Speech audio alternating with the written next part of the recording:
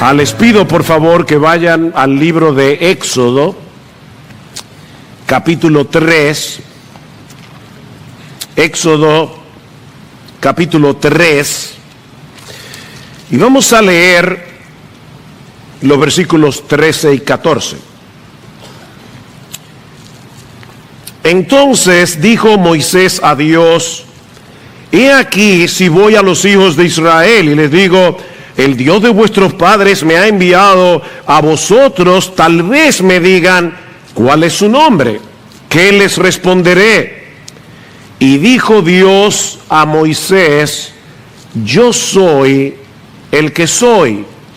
Y añadió: así dirás a los hijos de Israel, yo soy, me ha enviado a vosotros.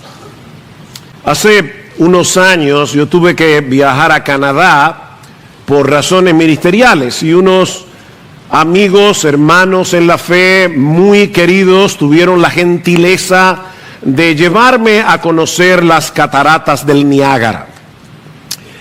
Y mis hermanos, cuando uno se expone a un espectáculo natural como las cataratas, de manera espontánea surge un ¡wow!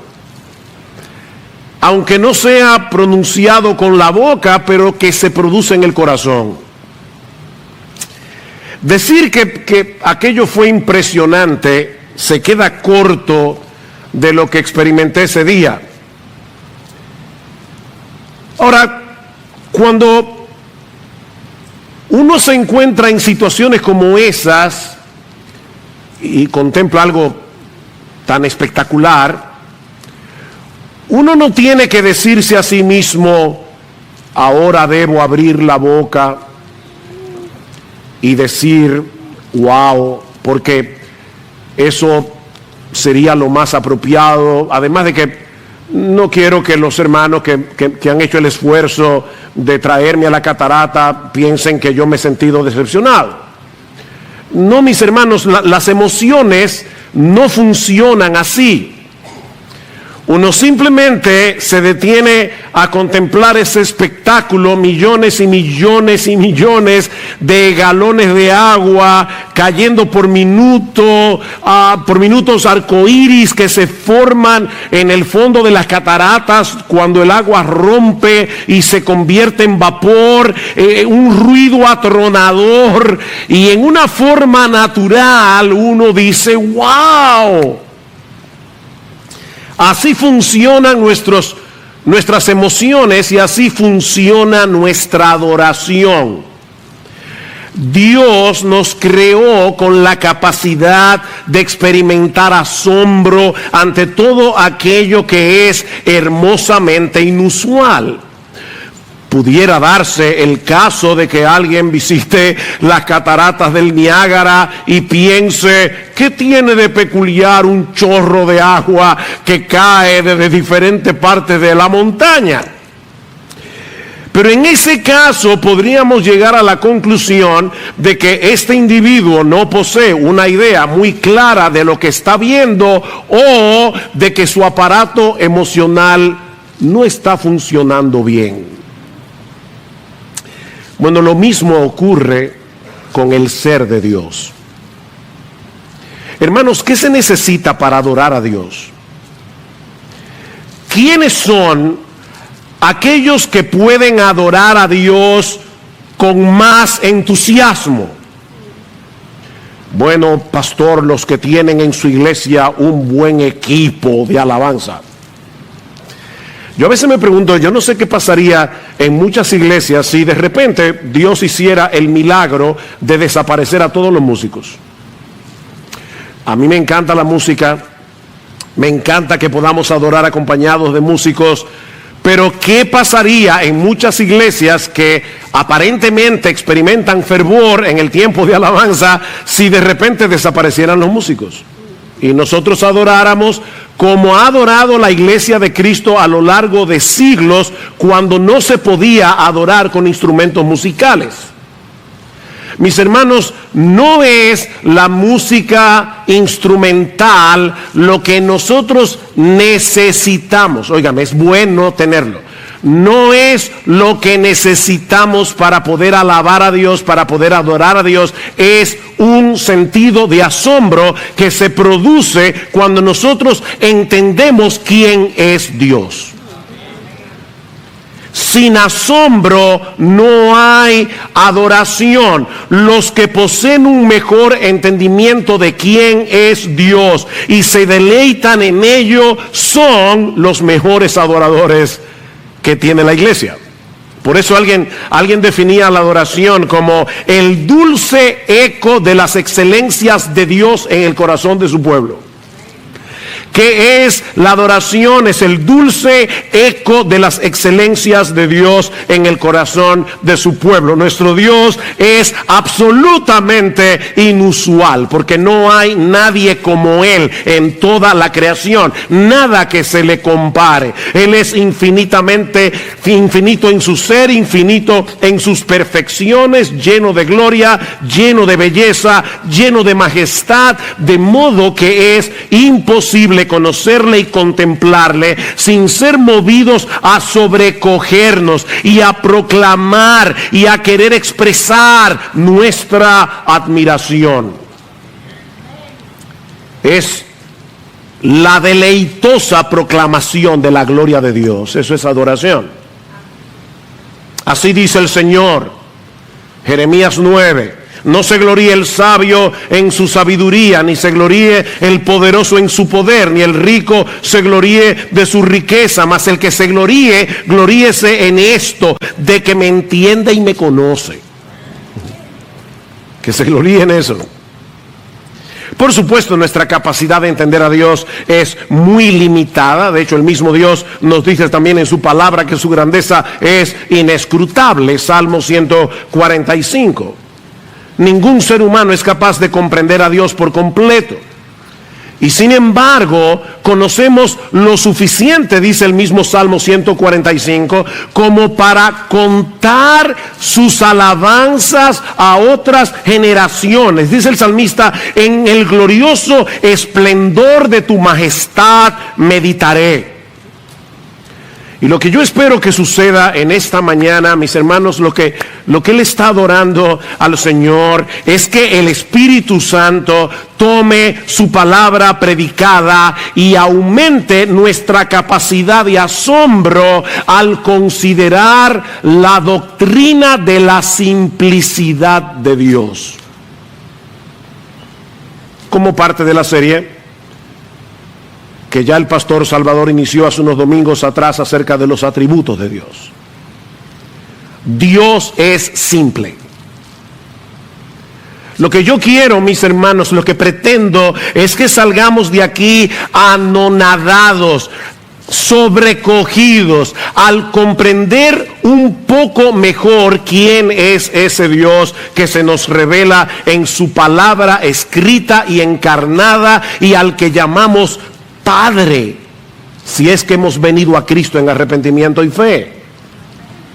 Que nuestra capacidad waosística sea aún mayor al final de este mensaje. La simplicidad de Dios.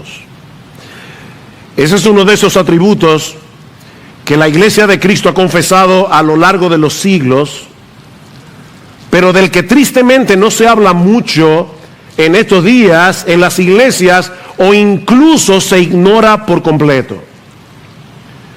Es muy probable que muchos creyentes nunca en su vida hayan escuchado hablar de la simplicidad de Dios.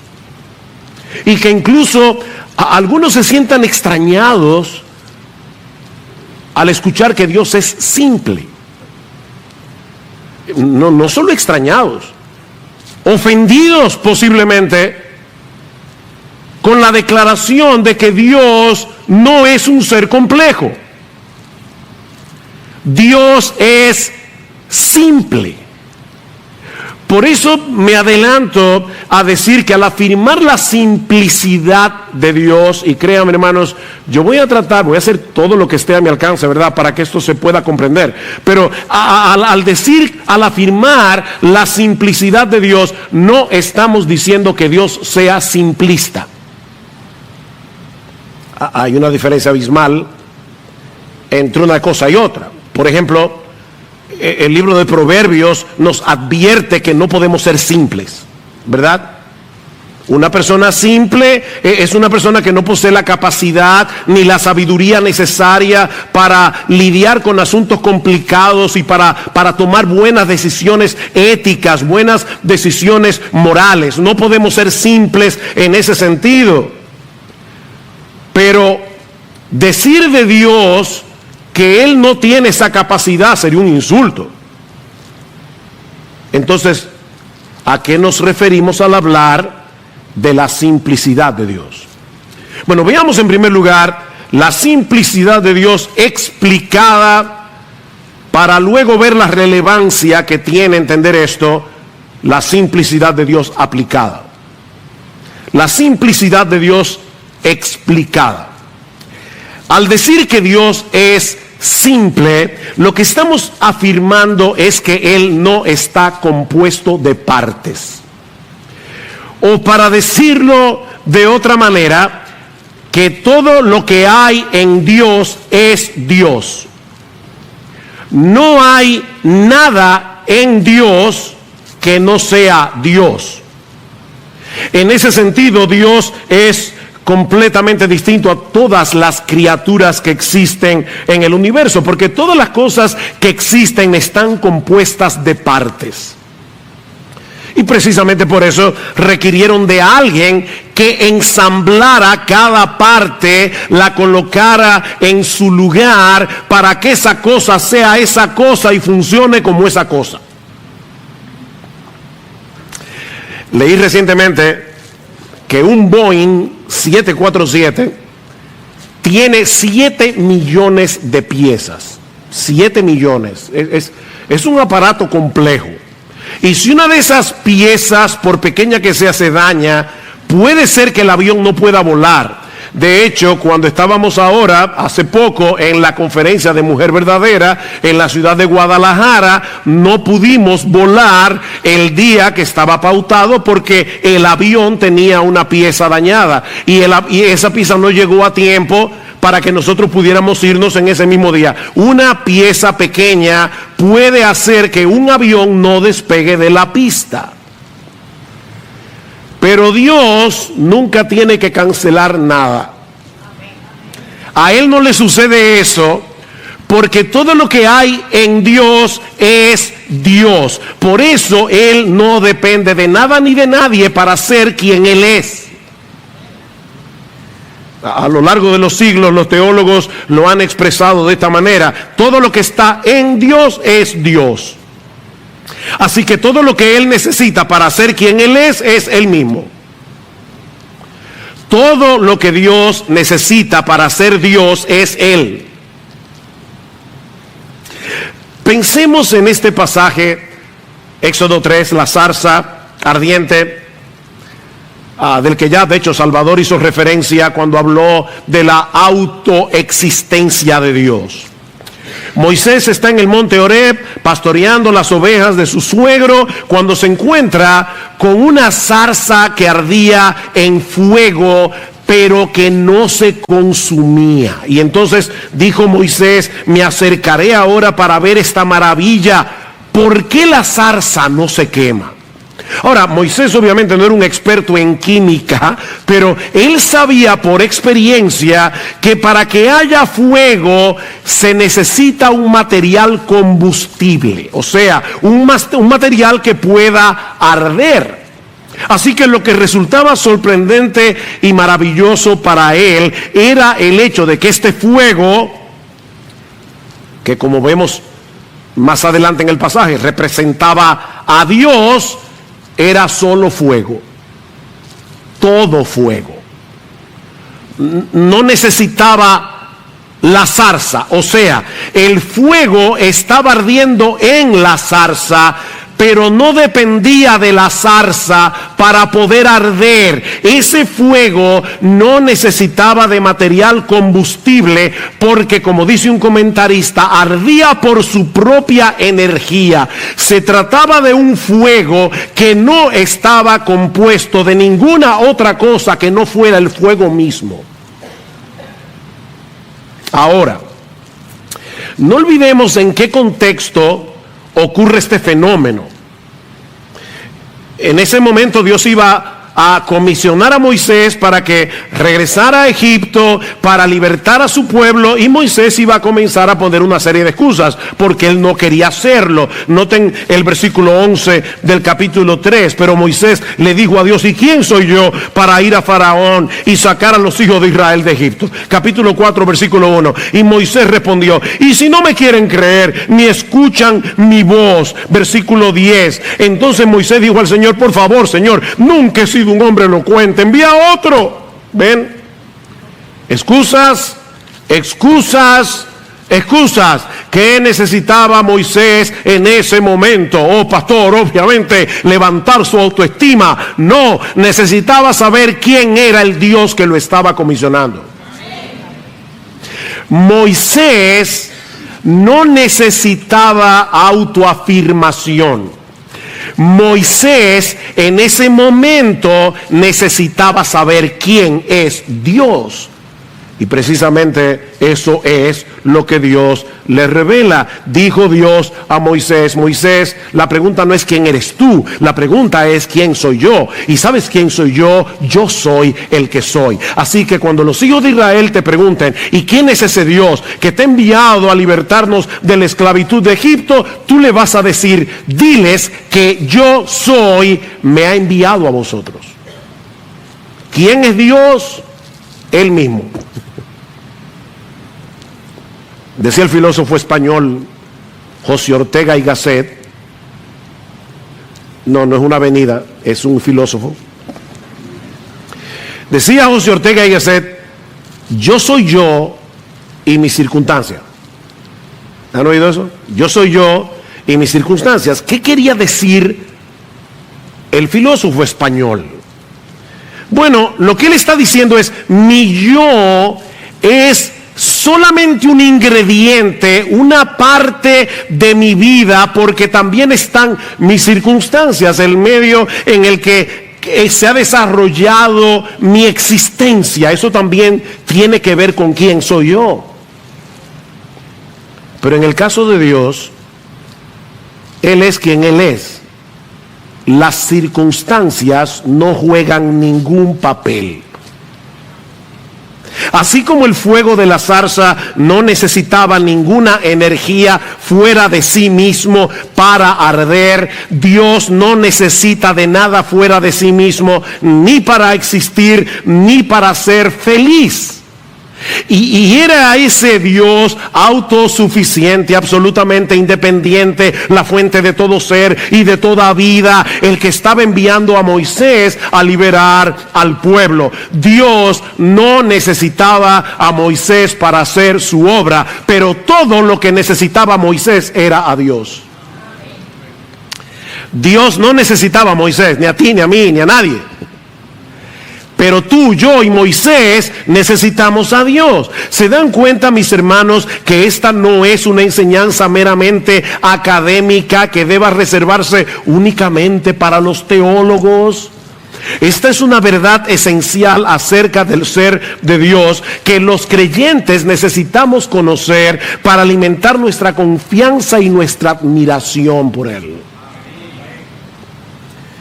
Nuestro Dios es quien Él es, porque todo lo que hay en Dios es Dios mismo. Él no está compuesto de partes. Ahora, consideremos por un momento, primero, lo que eso implica en cuanto a los atributos de Dios, y en segundo lugar, lo que eso implica para la doctrina de la Trinidad. Los atributos de Dios. La Biblia dice que Dios es amor, santidad, justicia, bondad, omnipresente, omnipotente, omnisciente, eterno, inmutable y todo lo demás. Pero eso no quiere decir que cada uno de esos atributos sea una parte de Dios. Como si Dios estuviera compuesto de un 30% de amor, 20% de santidad, 20% de justicia, 30% de poder. Los atributos de Dios, y créanme hermanos, ténganme paciencia, ustedes van a entender en un momento por qué esto es tan importante. Los atributos de Dios no son una parte de su esencia, sino que la esencia simple de Dios es todo eso en sí misma: amor, bondad, santidad, justicia, omnipotencia, etc. Tal vez nos ayude a hacer una comparación aquí.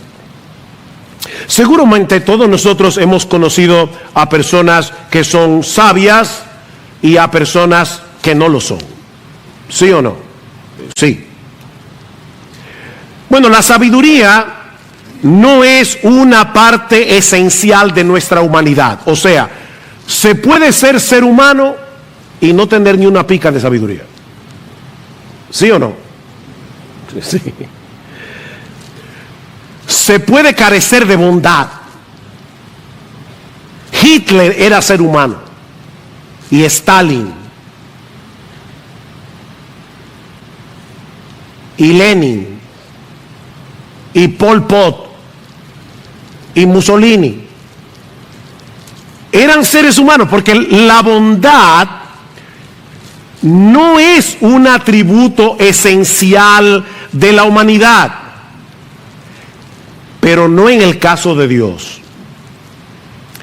Él no puede perder ninguno de sus atributos, porque cada uno de ellos es parte de su esencia única y simple. Por eso es que la Biblia dice en 1 de Juan capítulo 4 versículo 8 que Dios es amor.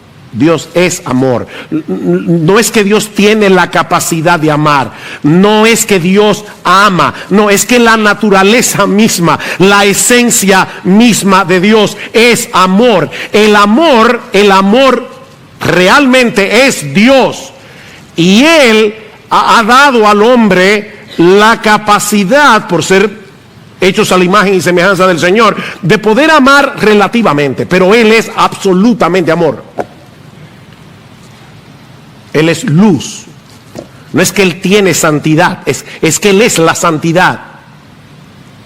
Y lo mismo podemos decir del resto de sus atributos. Por eso decía el teólogo Sinclair Ferguson que en última instancia Dios tiene un solo atributo: su divinidad.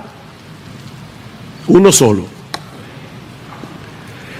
¿Cuál es el único atributo de Dios? Que Él es Dios. Y Dios, en su esencia, es todo eso: amor, santidad, justicia, poder. Otro ejemplo que puede ayudar. Pensemos en un rayo de luz pasando por un prisma. Como probablemente ustedes saben, en 1666 el matemático y científico británico Isaac Newton descubrió que si un rayo de luz pasa a través de un prisma de vidrio, se dividía en los 7 colores del arco iris: rojo, naranja, amarillo, verde, azul, índigo y violeta. Ahora fíjense, esa luz blanca ya contiene dentro de sí todos esos colores, pero la identidad individual de cada uno de ellos no se hace visible hasta que pasa a través del prisma. El prisma separa los colores y nos permite apreciarlos, pero en realidad, no lo olviden, es un rayo de luz blanca. Bueno, mis hermanos, de la misma manera, cuando la gloriosa, majestuosa, hermosa, maravillosa esencia divina llega a nosotros a través del prisma de su palabra, a través de su revelación, nosotros podemos apreciar los diversos colores de esa esencia única de Dios. Y entonces vemos que Dios es amor, bondad, justicia, santidad, omnipresencia, omnisciencia, omnipotencia, inmutabilidad, eternidad, pero un solo rayo de luz. Por eso Agustín de Hipona hablaba de la simple multiplicidad de Dios. La simple multiplicidad de Dios. Necesitamos el prisma de las Escrituras para que ese potentísimo rayo de luz de la esencia divina pueda ser apreciado en diversos colores, porque de lo contrario, mis hermanos, nosotros no podríamos entender a Dios. Tú y yo no podemos entender cómo es posible que haya un ser simple, no lo entendemos. Por eso alguien decía, un teólogo que hizo su tesis, su PhD en la simplicidad de Dios, él decía, no hay una cosa más complicada que explicar la simplicidad de Dios. Eso rompe la cabeza de cualquiera. No podemos entender eso.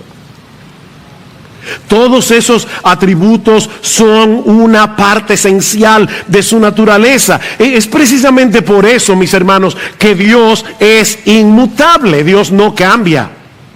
Y otra vez, nos ayuda a pensar en nosotros los seres humanos. Una persona puede en un momento dado comportarse con cierta bondad y en otro momento dado ser un mezquino. Nosotros no somos lineales. No siempre somos todo amor, toda bondad, toda compasión. Porque recuerden, la bondad no es una parte esencial de nuestra humanidad. Pero Dios no puede dejar de ser bueno. Es imposible.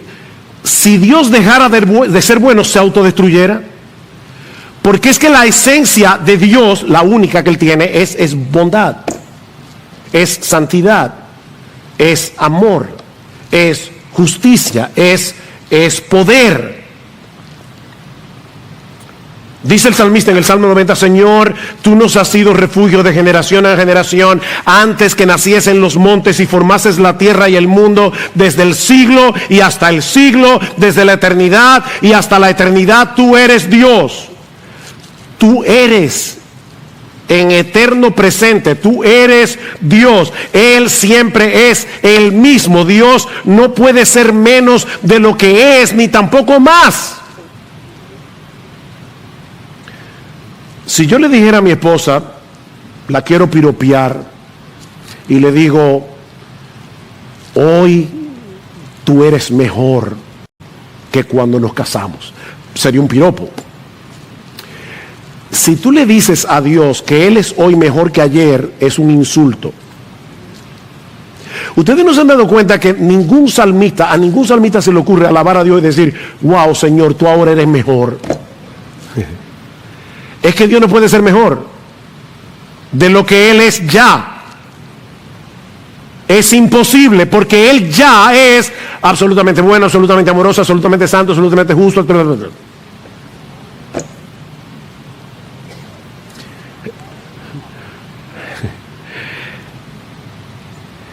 Dios no cambia porque es imposible que cambie. Es imposible, porque todo eso es su esencia. Pastor, ¿y qué de la Trinidad? ¿Cómo podemos congeniar la simplicidad de Dios con la Trinidad de Dios? Respuesta es precisamente porque Dios es simple que es trino. Dios no pudiera ser trino si no fuera simple.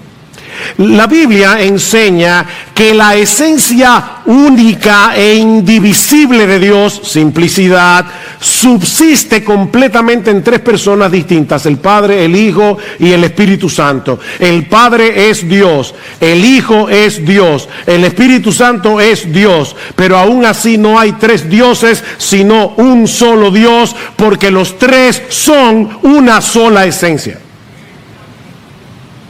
Si no fueran tres dioses. Pastor, de verdad, yo eso no lo entiendo. Yo tampoco. Si tú y yo pudiéramos entender eso, seríamos Dios.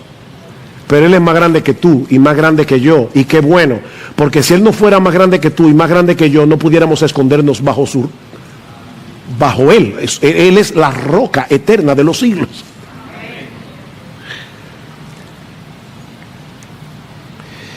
Jamás podremos entender con nuestra mente finita la Trinidad de Dios, pero esa es una verdad que Dios ha revelado en su palabra.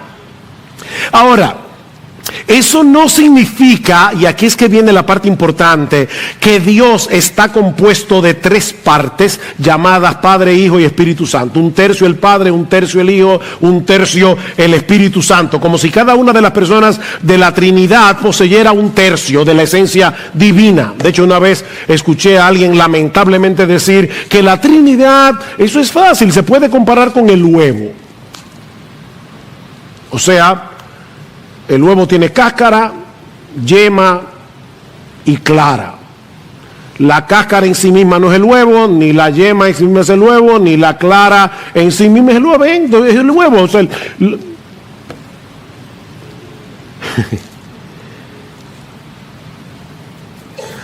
eso equivaldría a decir que cada persona de la Trinidad no es Dios en sí mismo.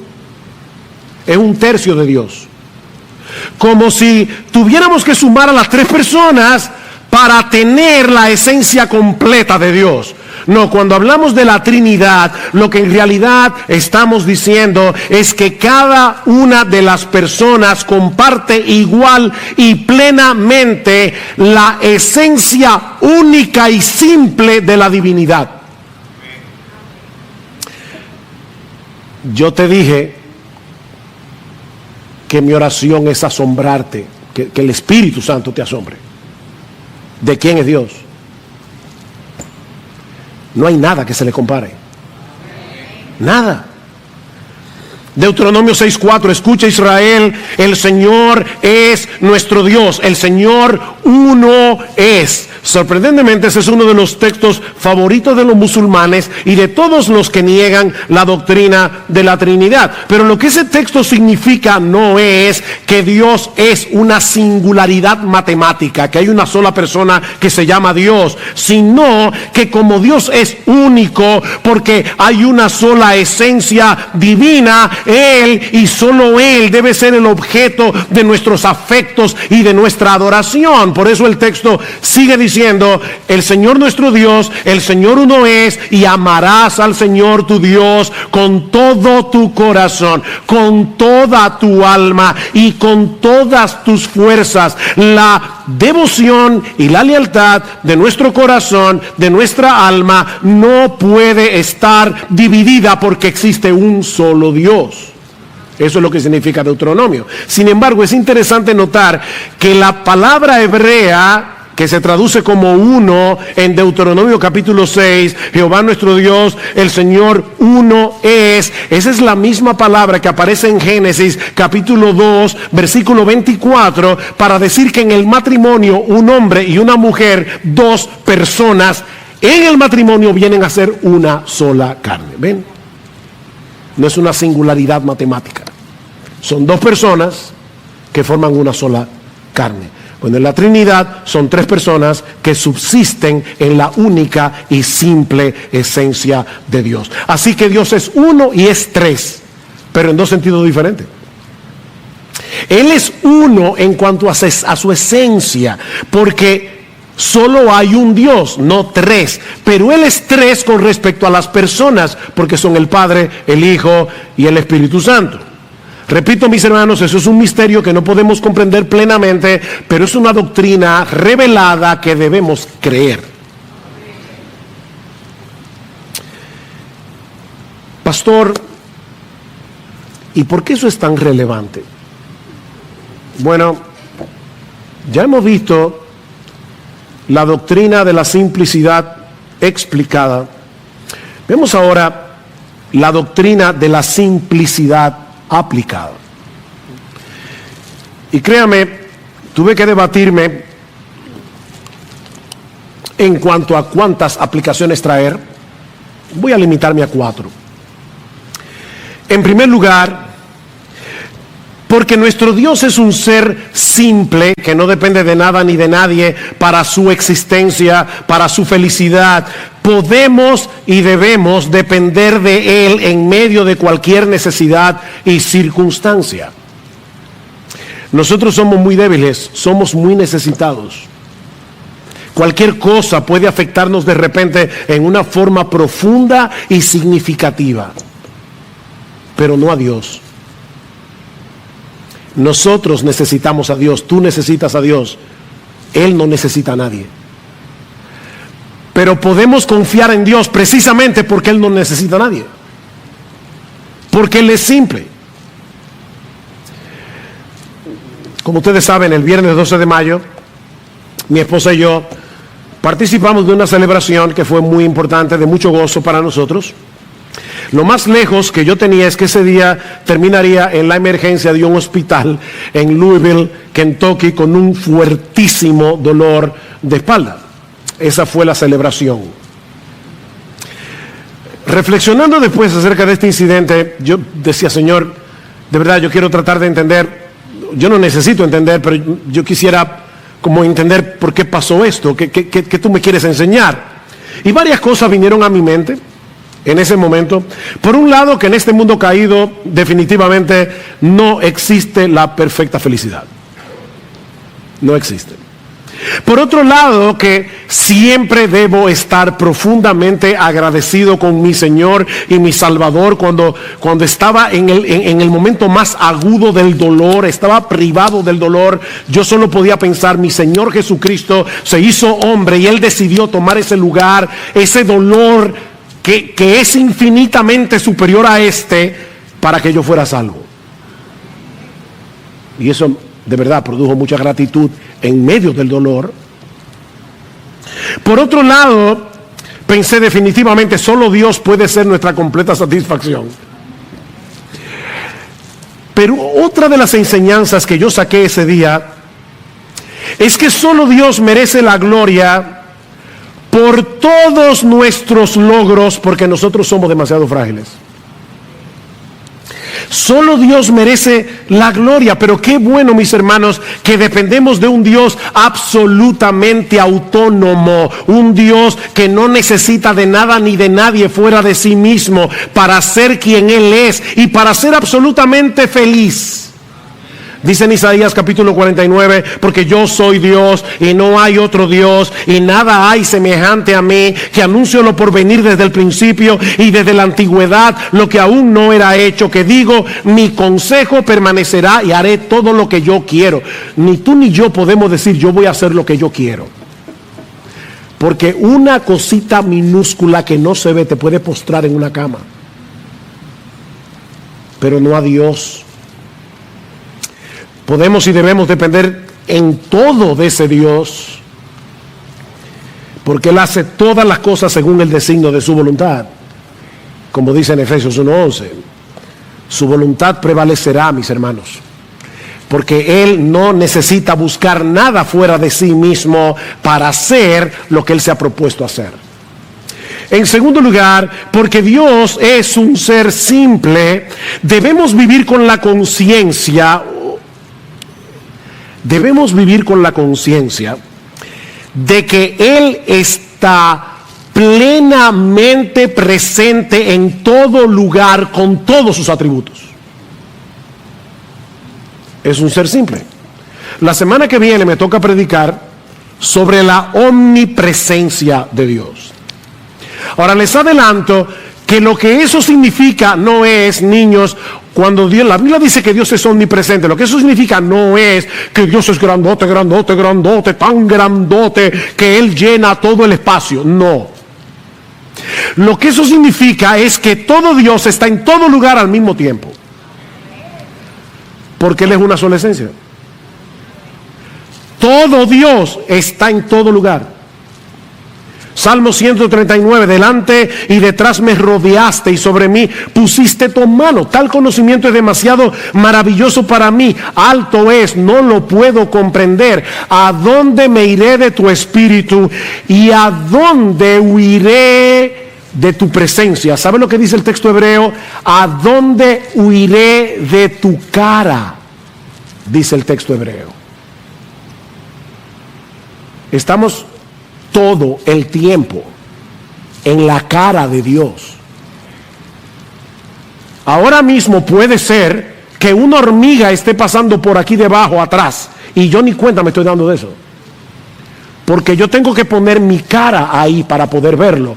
Pero nosotros estamos todo el tiempo en la cara de Dios, porque Él es un ser simple. Si subiera a los cielos, allí estás tú, todo tú. Y si en el Seol hiciere mi estrado, he aquí, allí estás tú, todo tú. Si tomare las alas del alba y habitar en el extremo del mar, aún allí me guiará tu mano y me asirá tu diestra. Mis hermanos, Dios no está difuminado, Dios no está diluido por el espacio, como si por aquí estuviera algo de su amor, y por aquí estuviera algo de su santidad, y por allá estuviera algo de su poder, y por el otro lado estuviera algo de su justicia. Todo Dios, en todo lugar, al mismo tiempo. Si eso no te asombra, yo no sé cómo asombrarte. Dicen Joel Beeke y Paul Smalley, vivimos constantemente en la presencia del Dios infinito, eterno e inmutable, de sabiduría, poder, justicia y amor. Lo que eso quiere decir en la práctica es que debemos vivir en temor reverente, confianza y esperanza, todo a la vez. Temor reverente, confianza, esperanza, porque Él está plenamente presente en todo lugar con todos sus atributos. Mis hermanos, debemos suplicarle a Dios en oración que nos ayude a estar conscientes de esa realidad. Sobre todo cuando estamos inmersos en nuestra vida cotidiana. Nosotros podemos estar haciendo la cosa más trivial del mundo y aún la estamos haciendo en la cara misma de Dios. Como también podemos estar en una profunda aflicción y consolarnos con el hecho de que todo Dios está allí con nosotros en ese momento.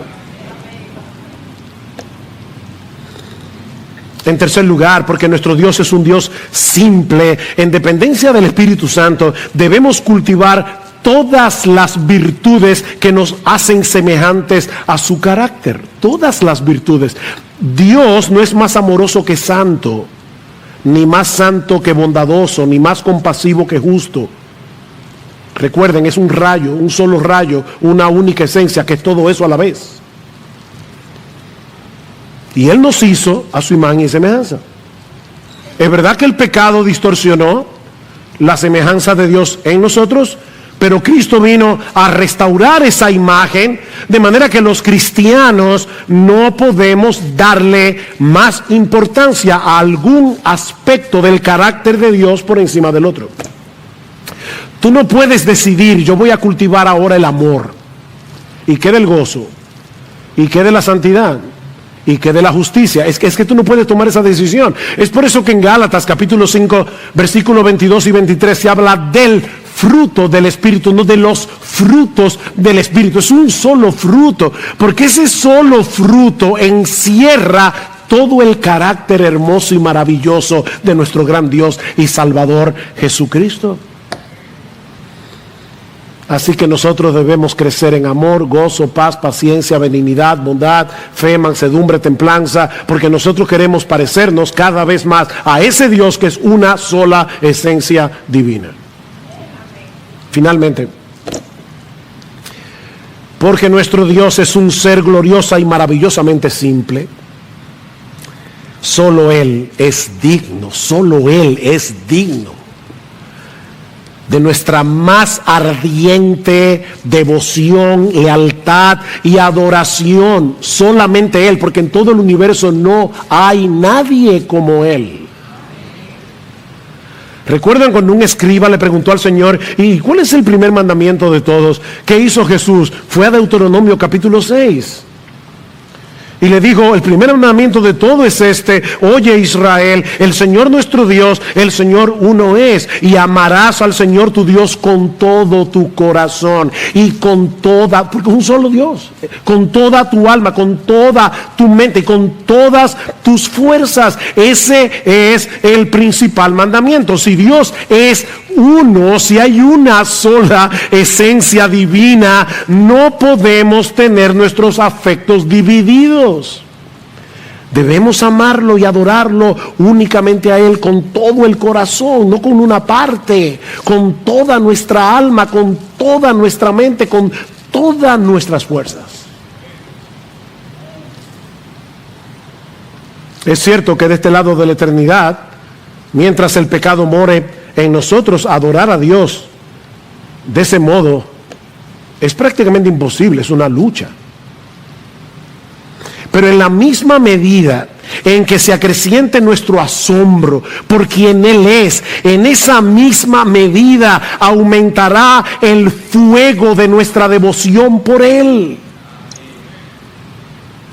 Recuerda, mi hermano, mi hermana, que la adoración es el dulce eco de las excelencias de Dios en el corazón de su pueblo.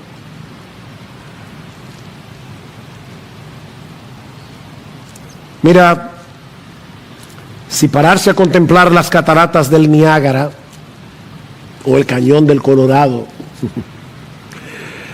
puede llevarnos a sobrecogernos de asombro y llevarnos a decir, wow,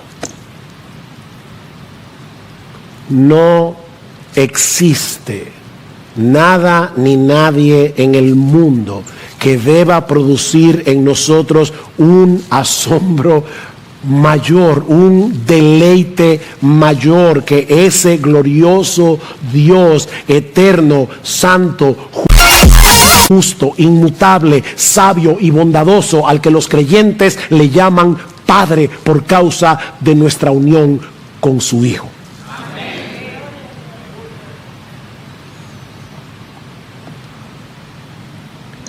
Mira, mi amigo, si tú estás aquí sin Cristo, de verdad, tú eres digno de lástima. Tú eres digno de lástima. No existe un privilegio mayor que tener a Dios como Padre. Conocer a Dios, que se gloríe en esto, en entenderme y conocerme. No se gloríe el sabio en su sabiduría, ni el rico en su riqueza, ni el poderoso en su poder. El que se gloríe solo tiene una razón para gloriarse, en que me entienda y me conoce. Si tú no conoces a ese Dios, tú eres digno de lástima, de verdad. Pero tú puedes conocerlo hoy. Él se ha revelado, Él viene a través de su palabra, y nosotros podemos conocerlo viniendo a Cristo en arrepentimiento y fe, para que ese Dios, ese glorioso Dios, ese majestuoso Dios, ese incomprensible Dios, venga a ser nuestro Dios y nuestro Padre. Concluyo con estas palabras de doxología en el libro de Judas. Y aquel que es poderoso para guardaros sin caída y para presentaros sin mancha en presencia de su gloria con gran alegría, al único Dios, nuestro Salvador, por medio de Jesucristo nuestro Señor, al único Dios, nuestro Salvador, por medio de Jesucristo nuestro Señor, sea gloria, majestad, dominio y autoridad antes de todo tiempo y ahora y por todos los siglos. Amén y amén.